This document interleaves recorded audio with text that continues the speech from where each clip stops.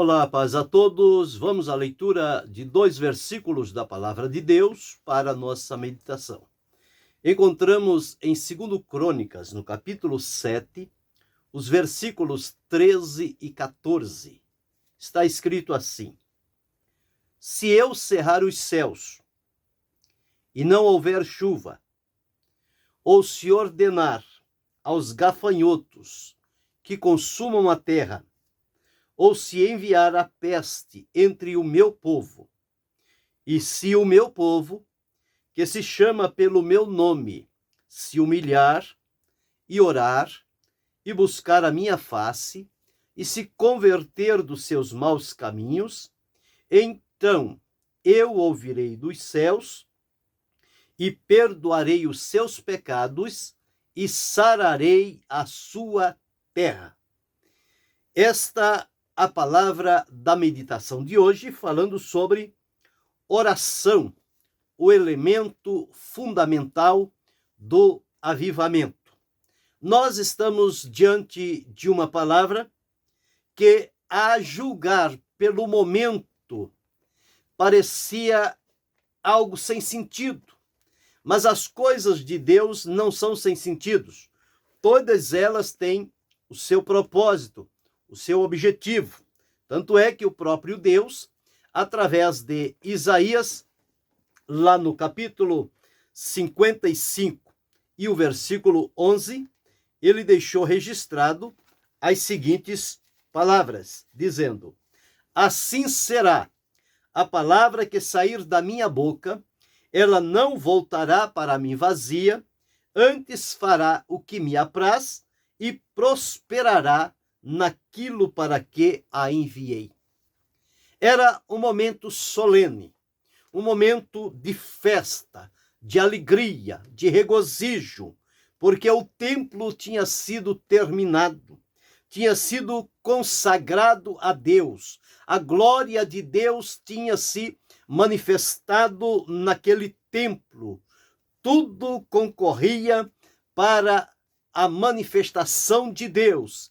Era como se o céu tivesse descido à terra e Deus pessoalmente estivesse entre o seu povo naquela oportunidade.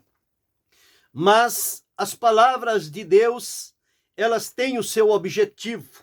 Nós encontramos que o Senhor Deus disse que ouviu a oração de Salomão, escolheu aquele lugar para casa de sacrifício, para casa de adoração. Mas Deus fez ali uma advertência, dizendo: se eu cerrar os céus, se os céus se tornarem como bronze, e não houver chuva, ou se ordenar os gafanhotos que consumam a terra, que destruam toda a novidade da terra, e se enviar a peste entre o meu povo. Quando é que estas coisas aconteceriam? Olhando para aquele dia, parecia algo que impossível de acontecer. Mas como eu disse, Deus é presciente. Deus conhece o futuro antes do começo. Tudo está no controle de Deus. Ali estava uma multidão alegre, feliz e jubilosa naquele templo, agradecendo a Deus por aquela tão grande oportunidade.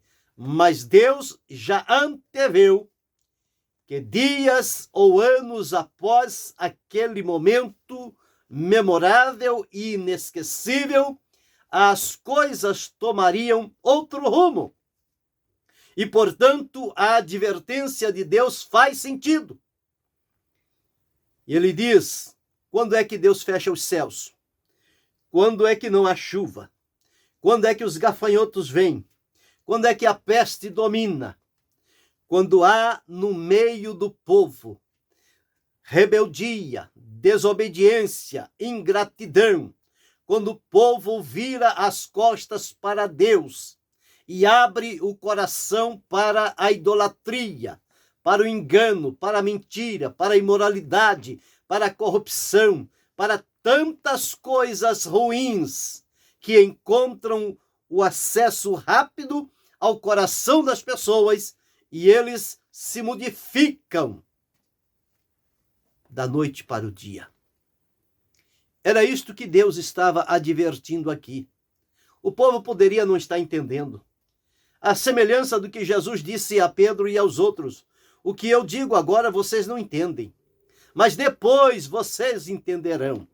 Estas palavras de Deus têm o mesmo sentido. Aquele dia não eram compreensíveis, mas ao passar dos dias e anos, estas palavras tornaram-se reais na vida daquele povo. Mas o que Deus disse é o seguinte: isto poderia acontecer. A euforia daquele tempo, daquela inauguração, daquele mover de Deus, era algo que não permaneceria para sempre no coração do povo, porque o povo é dominado a ser distraído por tantas coisas e a fraqueza, a vulnerabilidade afasta este povo da presença de Deus. Mas Deus fez uma promessa. Quando isto acontecer, se o meu povo se conscientizar, parar por um momento e observar, porque todas estas coisas estão acontecendo, eles então se voltarem para mim. E o Senhor deu a receita. Como poderia reverter uma situação de miséria, de lamento, de seca, de falta de frutos, de peste, de tantas coisas, para marcar com sofrimento a vida daquele povo. Deus disse: e se o meu povo, aquele povo que se chama pelo meu nome, aquele povo onde o meu nome foi invocado sobre ele, se este povo, que é o meu povo, estiver também neste momento difícil da vida, porque quando as coisas vêm, ela vem para todos. O sol e a chuva vêm. A alegria, a fartura vem. Mas também a necessidade, a enfermidade, a praga, a peste, a sequidão, a tristeza, o lamento, também vem para todos.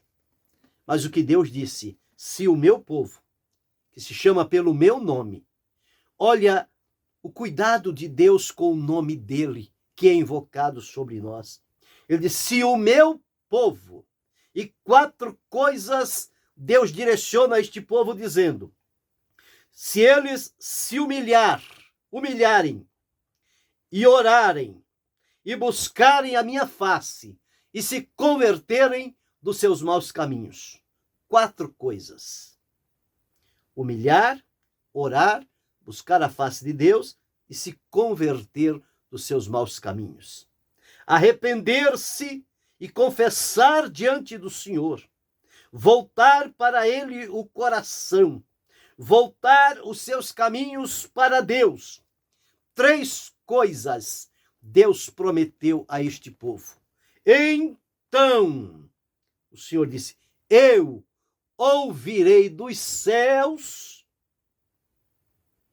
perdoarei os seus pecados e sararei a sua terra. 3 coisas que Deus prometeu: ouvir, perdoar e sarar a terra. Para que o povo volte a desfrutar a vida, a ter o seu caminho seguro diante do Senhor, o perdão dos seus pecados e também a novidade da terra. Isto foi o que Deus prometeu. Quando nós observamos passado algum tempo, quando Deus fala através do profeta Abacuque, no capítulo 3, o versículo 2, onde ele deixou registrado o seguinte: ouvi, Senhor, a tua palavra e temi. Aviva, ó Senhor, a tua obra. No meio dos anos a notifica. Na ira, lembra-te da misericórdia. O que nós vemos aqui, todo começo é bom, todo começo é excelente. O momento da inauguração do templo era algo marcante na vida daquele povo. Portanto, o que a palavra de Deus nos diz é que o importante não é começar bem, mas terminar bem. E nós encontramos, então, que eles começaram muito bem, mas no decorrer dos dias e anos, as coisas foram entortando-se, desviando-se do propósito e do caminho de Deus. E estas pessoas foram se corrompendo, foram abrindo o coração para a idolatria, para o engano, para tantas coisas ruins. E Abacuque diz, no meio dos anos, veja um começo tão promissor, mas ele vem aqui e diz, no meio dos anos, Senhor, aviva a tua obra, sopra sobre ela um vento fresco, um vento restaurador, suavizante. No meio dos anos a notifica. Quando as coisas começam a diminuir a marcha, quando coisas estranhas começam a entrar no meio do povo de Deus, e eles perdem a visão da glória de Deus, eles perdem o compromisso assumido de lealdade e fidelidade com Deus. E como povo das costas ao Senhor, não tem como não serem levados e tido como alvos sobre a ira, o castigo, a correção de Deus. E Abacuque disse, e na ira, lembra-te da misericórdia. No momento em que este povo se perder totalmente, em que o Senhor estiver disposto a lançar sobre eles a ira fulminante, Abacuque disse, Senhor, lembra-te da misericórdia. Esse Deus é misericordioso e bom. É um Deus que compadece-se do seu povo, mas é um Deus que na sua misericórdia abre meios e oportunidades. E o caminho que Deus abriu para este retorno, nós lemos aqui. Se o meu povo, que se chama pelo meu nome, se humilhar, orar, buscar a minha face e se converter dos seus maus caminhos, então eu ouvirei dos céus, perdoarei os seus pecados e sararei a sua terra. A promessa de Deus permanece de pé, infalível, imutável. Depende da nossa parte cumprir aquilo que de nós é requerido diante do Senhor. Olhando estes dois textos, segundo Crônicas 7, 13, 14 e Abacuque 3 e 2, olhando para os dias em que estamos vivenciando, parece que estas palavras foram escritas para os dias de hoje, para os nossos dias. Quando o começo foi bom, foi excelente, a manifestação da glória de Deus, a confirmação da pregação do Evangelho, a salvação, a cura, a libertação, o batismo com o Espírito Santo, caminhos que se abriram, portas que se abriram, homens e mulheres que entregaram a vida e não temeram a morte, mas com fidelidade, lealdade e santidade, eles serviram a Deus nos seus dias. Passaram-se os anos e chegamos a um momento em que parece que tudo aquilo que aconteceu a princípio foi somente um sonho. É algo que atualmente não existe. Há uma sequidão, há uma pobreza espiritual, há uma miséria espiritual. Um povo dominado totalmente pelas coisas que são aparentes, mas que não tem mais o coração focado na comunhão e na presença de Deus. E, portanto, a manifestação do poder de Deus parece que se limita. O conhecimento espiritual, a unção poderosa do Espírito Santo, que quebra o jugo, que despedaça a pedra, que traz cura e alegria, parece estar ausente. Mas hoje é o dia em que a palavra de Deus dita nos dias de Salomão, ela torna-se mais do que nunca indispensável para os nossos dias. E se o meu povo, que se chama pelo meu nome, se humilhar e orar e buscar a minha face e se converter dos seus maus caminhos, quantos caminhos maus entraram no meio do povo de Deus, quantas aberrações, quantas corrupções, imoralidades, friezas e manipulações dominam este povo. Mas a palavra de Deus é firme e segura. Se o meu povo, que se chama pelo meu nome, primeiro, se humilhar, reconhecer que errou, reconhecer que saiu fora do propósito de Deus, reconhecer que está manchando o nome que foi invocado sobre a sua vida, se este povo se humilhar, orar, mas orar mesmo, de abrir e rasgar o coração diante do Senhor e buscar a face de Deus. E diz-nos a palavra, e se converter dos seus maus caminhos. Deus está pronto para ouvir a oração, para perdoar os pecados, para sarar a terra, para fazer uma vez mais o que ele fez num passado um tanto distante. Mas ele é o mesmo, é imutável e poderoso, e pode e quer fazer nos nossos dias. Depende o nosso coração se abrir para Deus. E a semelhança de Abacuque dizer, aviva, ó Senhor, a tua obra, no meio dos anos a notifica, na ira lembra-te da misericórdia. Eu comecei dizendo, oração, o elemento fundamental do avivamento. Parece que só há cinzas e nada mais. Mas o sopro de Deus, do Espírito de Deus, pode afastar estas cinzas e novamente acender o fogo no coração de um povo que está disponível para adorá-lo na beleza da sua santidade.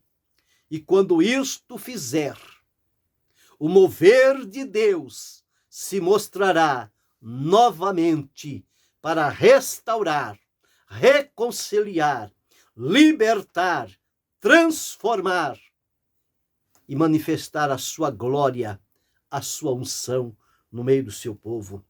Vejamos o exemplo da igreja primitiva.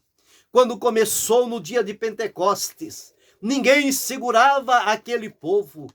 Não havia poder, autoridade, prisão, ameaças, o que quer que fosse. Nada segurava aquele povo, porque eles estavam dominados pelo poder de Deus, intrépidos, ousados e corajosos.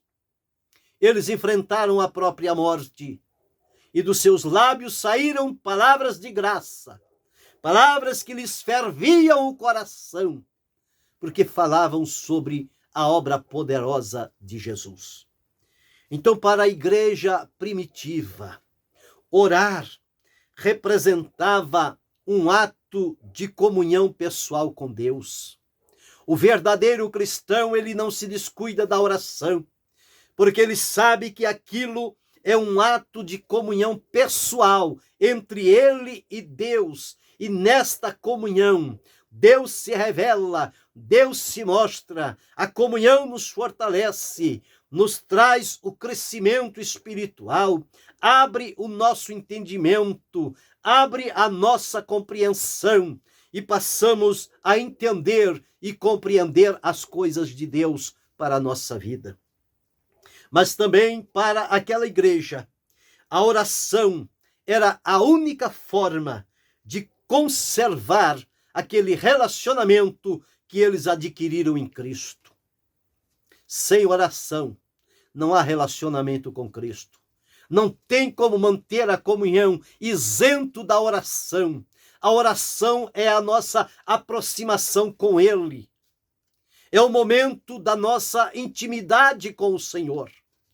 É no momento da oração, onde o nosso relacionamento espiritual com Ele se solidifica, se fortalece, se multiplica. A igreja primitiva experimentou isto. Terceiro, a oração representava a forma de manter o amor entre o Senhor e os seus discípulos. A oração é aquele elo de comunhão, de contato. Sem oração, não tem como ter esta ligação com o Senhor. Mas através da oração é possível manter-se o amor entre o Senhor e o seu discípulo ou os seus servos. Mas observamos em quarto lugar, orar para aqueles irmãos era sinônimo de paz, de alegria, de fé, de avivamento, de mover de Deus. Observe que quando falta a oração, há uma sequidão espiritual. Nuvens escuras se apresentam, pressões se avolumam contra a nossa vida. Mas no momento de oração, uma paz, doce paz, maravilhosa paz, estabelece-se no nosso coração. A alegria do Senhor torna-se a nossa força. A fé nos torna corajosos e intrépidos. E o avivamento, o mover de Deus, volta a manifestar-se em nosso meio. Quinto, oração era uma forma de conservar viva a fisionomia do Senhor. Eles tiveram a felicidade de, por 3 anos, estar dia a dia com Jesus. O semblante e a face de Jesus ficou estampado no coração, na mente, no subconsciente deles. A oração era como se eles estivessem vendo o Senhor face a face. A oração possibilita isto. Nós não ouvimos face a face. Mas a palavra, o Senhor dizendo, mais bem-aventurado os que não viram e creram. Nós não temos uma imagem da face física e humana de Jesus. Mas isto não é o mais importante. Através da oração, nós conseguimos vê-lo pela fé.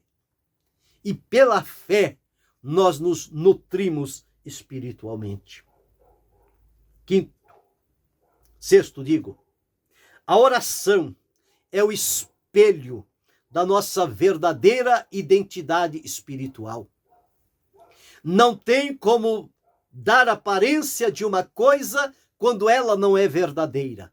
Aparências passam, se perdem no dia, no tempo, mas a realidade, uma vida viva de oração é como um espelho permanente. Sempre está mostrando o nosso aspecto diante do Senhor, a identidade espiritual que temos com o Senhor.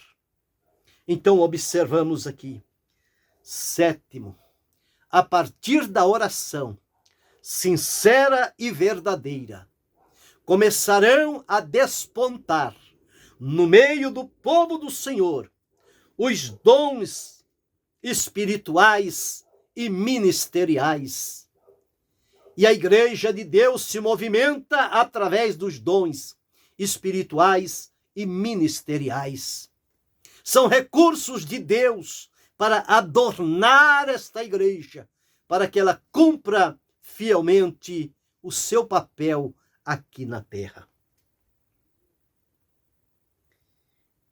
E oitavo, por último, o avivamento de que esperamos, cuja oração é o elemento fundamental, ele é resposta de oração. Não existe avivamento sem que seja antecedido por momentos de oração. Então, observamos, é oração contínua, perseverante e sincera. Quando houver este tipo de oração, contínua, perseverante e sincera, o mover de Deus será real entre o seu povo. Veja que a oração, ela é eficaz, ela é poderosa nos seus feitos. Quando Tiago escreveu que a oração de um justo pode muito em seus efeitos, nós encontramos sentido com esta palavra. Mas o que Deus requer de mim e de você é: e se o meu povo, que se chama pelo meu nome, se humilhar e orar, buscar a minha face, se converter dos seus maus caminhos, então, o Senhor disse, eu ouvirei dos céus sua oração, perdoarei os seus pecados e sararei a sua terra. Está aí o caminho para voltar a ser o que éramos em Deus e a resposta de Deus ao nosso encontro. Isto foi o que Deus disse naquele dia a Salomão e aquele povo que ali estava. E quanto aquele povo sofreu anos depois. Mas o caminho para a volta já estava estabelecido. Se humilhar, orar, buscar a face do Senhor, se converter dos seus maus caminhos. O Senhor disse, eu ouvirei dos céus, eu perdoarei os seus pecados e eu sararei a sua terra.